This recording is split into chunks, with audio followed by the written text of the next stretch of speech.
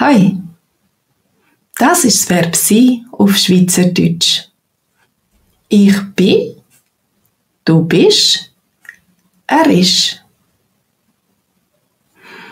Ich bin ein Mann, sagt er. Er ist ein Mann. Ich bin eine Frau. Ich bin die Katrin. Und du? Wer bist du? Bist du ein Bub? Oder bist du ein Mädchen? Bist du eine Frau? Oder bist du ein Mann?